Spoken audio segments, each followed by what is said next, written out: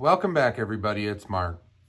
We're a couple days removed from the tournament now, and I recorded the whole thing.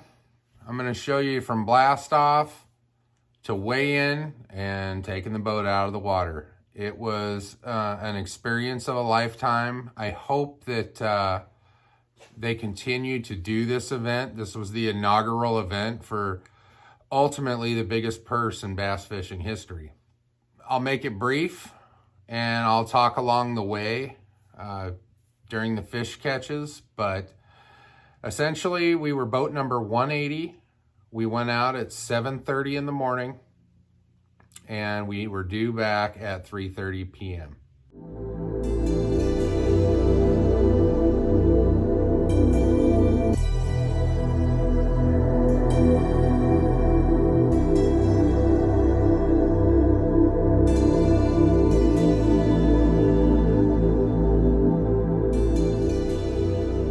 Boat 180, Mark and Steven.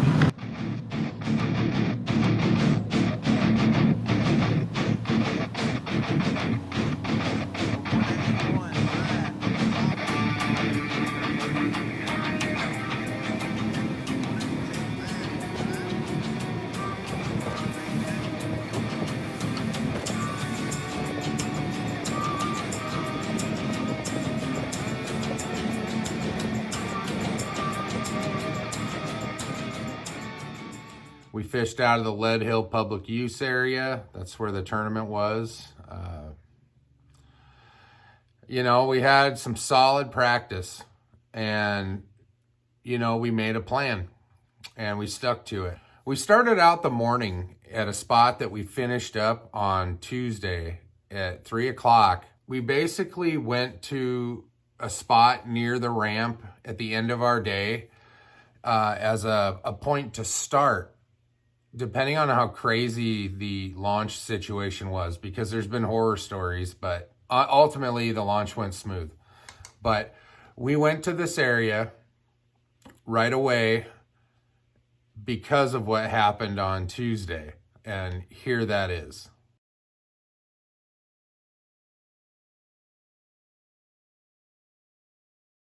We pulled up on the spot, literally deployed the trolling motor. I made one cast and whacked a 3/8 bass. Here, it's right here. It was, are you going to catch that same fish the next day when you set the hook in them? Maybe not. Most likely not. But, we had to try. And then at that point, we fished down that bank. It was very brief.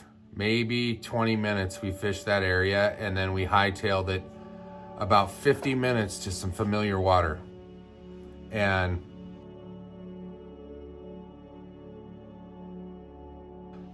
started catching fish pretty immediately when we got up to where we were going, and caught two pretty much back to back on the same bank. Small spots, but keepers nonetheless, in the 13 plus range inches.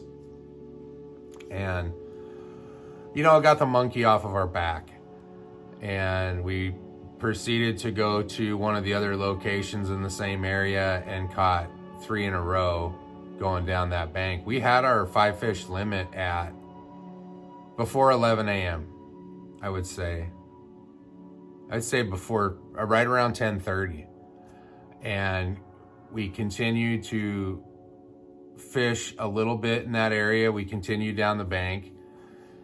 I couldn't catch anything. I tried jigs, I tried Ned rigs, I tried crankbaits. I got the one smallmouth that we caught, the biggest fish of our day, was caught on a Spro rock crawler. And the other 4 fish I caught were all on topwater, as you can see. And it was a beautiful day. It was supposed to be terrible. They were expecting rain and wind and all this stuff that never materialized until about 3:30 when we checked in.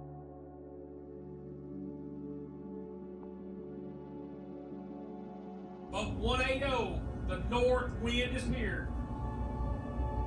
Mark and Steven. Mark. Black stock. What do you do for a living, Mark? I'm an electrician. Electrician. Do you screw in the bulbs or do you run the wire to them? I just want to figure. I love it. 717-717. All right, here we go. I went up and weighed our fish and came back, and we loaded the boat on the trailer, and ultimately boat 180 weighed in 7.17 pounds of fish. Not enough. We knew it was going to take north of 12.5 pounds. That was our goal, was like 13, which is what it took to go to the next stage.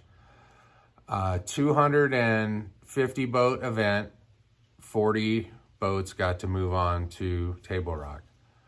So they haven't updated the results yet on their site, so I don't know what place we really ended up in.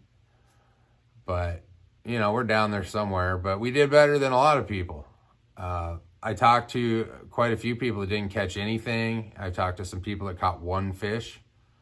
So ultimately, it was a good day. We caught a limit, but we just couldn't upgrade. And that was the key. We needed to improve on probably 4 of those fish. The smallmouth was the biggest fish. It was, I want to say it was 17 inches. It was about 2 pounds.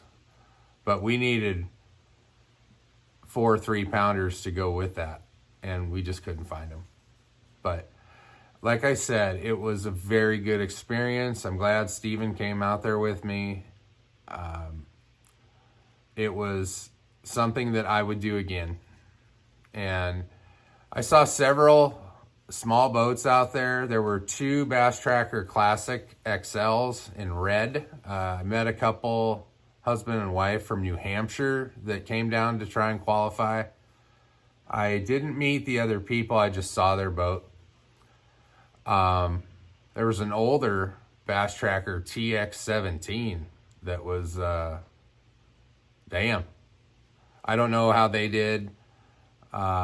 Met a couple cool dudes from Tennessee that I'm going to end up fishing with at Chickamauga. They had a badass nitro, which that brings me to the next thing. I think if I'm going to continue down this tournament path, I'm going to need to upgrade the boat. Whether I sell it or keep it, it does make a difference.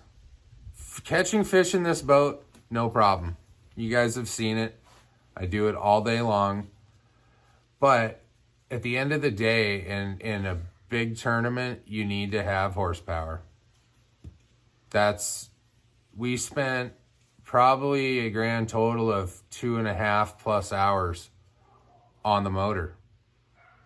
And, if you have a 200 plus horsepower boat, you can cut that time driving around significantly and apply that to fishing.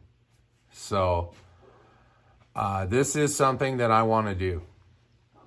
So that upgrade, I don't know when it's going to happen, but I'm working on it. But I want to thank everybody that supported myself and Steven along this journey. I want to thank my mom and Larry. I want to thank my wife, Tabitha, for her unwavering support. It's truly amazing what a good support system I have at home to make this happen.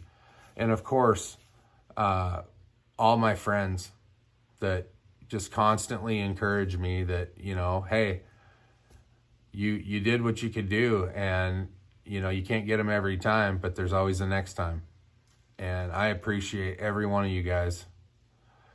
So I'll see you guys real soon. I'm going to take a week off of fishing. I got some stuff to do around the house that I've been neglecting just because of this event. I mean, I put a lot of time into it, and it hurts.